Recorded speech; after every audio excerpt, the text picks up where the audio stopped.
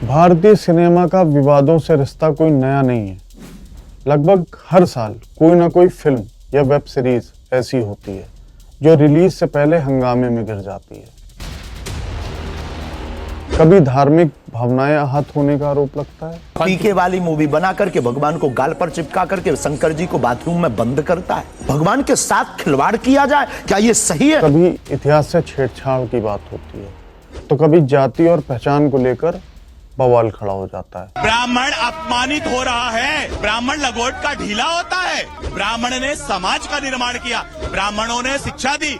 इन विवादों का असर भी एक जैसा नहीं होता। कई बार यही विवाद दोस्तों फिल्म को जबरदस्त चर्चा दिला देते हैं, तो कई बार यही विवाद फिल्म के लिए घातक साबित हो जाते हैं। यही वजह है दोस्तों कि बीते कुछ वर्षों में एक सवाल लगातार उठता रहा है, क्या फिल्में अपनी कहानियों की ताकत से कम और विवादों की आग से ज़्यादा बिक रही हैं? नमस्कार दोस्तों, मैं हूं पांशु और आप देख रहे हैं द रिफॉर्म। दोस्तों, ये सवाल कोई नया नहीं है, लेकिन नेटफ्लिक्स पर आने वाली फिल्म घूसखोर पंडित को लेकर जो हंगामे हुए, इसे एक बार फिर चर्चा के केंद्र में लाकर खड़ा कर दिया। आज के दौर में दोस्तों, जब किसी फिल्म के प्रचार पर करोड़ों रुपए खर्च होते हैं, क्या फिल्म मेकर जानबूझकर ऐसे टाइटल्स या दृश्य चुन रहे हैं जो मुफ्त की पब्लिसिटी दिला सकें? क्या दोस्तों विवाद सोची समझी मार्केटिंग रणनीति बन चुका है? आज न्यूज़ हेडलाइन से लेकर सोशल मीडिया ट्रेंड्स तक विवाद अक्सर कहानी से पहले लोगों के बीच पहुंच जाता है, और यही पृष्ठभूमि बनती है घूसखोर पंडित विवाद को समझने की। नेटफ्लिक्स पर आने वाली इस फिल्म की कहानी एक भ्रष्ट पुलिस अधिकारी के इर्द गिर्द घूमती है। लेकिन दोस्तों दिलचस्प बात यह है कि फिल्म की स्क्रिप्ट, संवाद या संदेश पर गंभीर चर्चा लगभग ना के बराबर हुई, लेकिन पूरी बहस सिमट कर रह गई सिर्फ एक नाम पर, घूसखोर पंडित। जैसे ही फिल्म का टाइटल सामने आया, सोशल मीडिया पर ट्रेंड शुरू हो गया, राजनीतिक बयान आने लगे, FIR दर्ज हुई, पुलिस ने कार्रवाई की, टीजर हटवाया गया और यहाँ तक कि राष्ट्रीय मानवाधिकार आयोग ने भी नोटिस जारी कर दिया। घूसखोर पंडित विवाद पर राष्ट्रीय मानवाधिकार आयोग ने सूचना प्रसारण मंत्रालय को नोटिस भी जारी कर दिया है, जिसमें कहा यह गया है कि ऐसे टाइटल से समाज में नफरत बढ़ती है। दोस्तों, ये सब उस समय हुआ जब फिल्म न तो रिलीज हुई थी और न ही किसी ने पूरी कहानी देखी थी। यहीं से दोस्तों एक बुनियादी सवाल खड़ा होता है, क्या किसी रचना को बिना देखे, बिना समझे, सिर्फ उसके प्रतीकों के आधार पर दोषी ठहरा देना लोकतांत्रिक सोच का हिस्सा हो सकता है? क्या अब आक्रोश का पैमाना कंटेंट नहीं बल्कि नाम तय करेगा? इस विवाद के बीच दोस्तों सोशल मीडिया पे एक और सवाल तेजी से फैलने लगा, अगर इस फिल्म का नाम घूसखोर मौलाना होता तो क्या प्रतिक्रिया रहती? दरअसल दोस्तों भारतीय सिनेमा और विवादों का रिश्ता लंबा और जटिल है।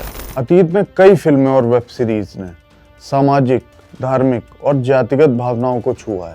याद करिए दोस्तों, जब आमिर खान की फिल्म पीके को धर्म पर हमला बताया गया था, फिर दीपिका की फिल्म पद्मावत को इतिहास और सम्मान से जोड़ा गया, फिर तांडव पर धार्मिक भावनाएं आहत करने का आरोप लगे, और आर्टिकल 15 पर तो नाम से ही जातिगत राजनीति शुरू हो गई। हर बार एक ही पैटर्न देखने को मिला, कंटेंट आया, भावनाएं भड़की, राजनीति कूदी, सोशल मीडिया ट्रेंड बना और विवाद ने फिल्म से ज्यादा सुर्खियां बटोरी। यहाँ ये समझना बेहद जरूरी है दोस्तों कि भारत दुनिया का सबसे बड़े फिल्म उत्पादक देशों में से एक है। फिल्म फेडरेशन ऑफ इंडिया के अनुसार भारत में हर साल औसतन लगभग 1600 से अधिक फिल्में बनती हैं। इसमें से बहुत कम फिल्में सीधे जाति या धर्म आधारित विवादों में फंसती हैं। नीरज पांडे, तुम कहे कि पंडित हो, तुम्हारा DNA टेस्ट कराना चाहिए। नीरज पांडे, मनोज बाजपेयी, तुम इतना गिर गए पैसों के लिए कि तुमने शीर्षक नहीं देखा।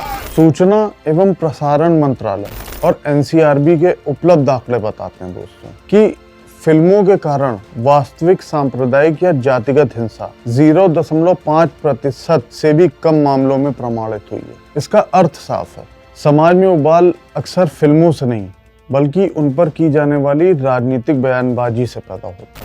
दोस्तों, अब जरा इस पूरे विवाद को फिल्मी बिजनेस के नजरिए से समझते हैं। भारत का फिल्म और OTT उद्योग आज लगभग 23 से 25 हजार करोड़ रुपए का है उद्योग से जुड़ी रिपोर्ट बताती है कि जिन फिल्मों या वेब सीरीज के साथ विवाद जुड़ा रहता है उन्हें औसतन 18 से 25% अधिक मीडिया कवरेज और डिजिटल एंगेजमेंट मिलता है। फिल्म के बहिष्कार की अपीलें, सोशल मीडिया ट्रेंड और राजनीतिक बयान ये अक्सर उल्टा असर करते हैं। दर्शकों की जिज्ञासा बढ़ती है और व्यूअरशिप तेजी से उछाल आता है। यही वजह है दोस्तों कि एक सवाल बार बार सामने आता है, क्या हर विवाद स्वतः स्फूर्त होता है या कुछ मामलों में से रणनीतिक रूप से हवा दी जाती है। इसी संदर्भ में दोस्तों पिछले कुछ वर्षों में नैरेटिव फंडिंग की बहस सामने आई। प्रवर्तन निदेशालय और सीबीआई की कुछ चार्जशीट में ये दर्ज हुआ कि कुछ एनजीओ और विदेशी फंडिंग चैनलों के जरिए ऐसे प्रोजेक्ट्स को समर्थन मिला जिनका उद्देश्य सामाजिक तनाव या वैचारिक ध्रुवीकरण को बढ़ाना था। दोस्तों ये जरूरी है कि यहाँ स्पष्ट किया जाए, ये आरोप पूरे फिल्म उद्योग पर नहीं है और न ही हर सामाजिक विषय पर बनने वाली फिल्म संदिग्ध है।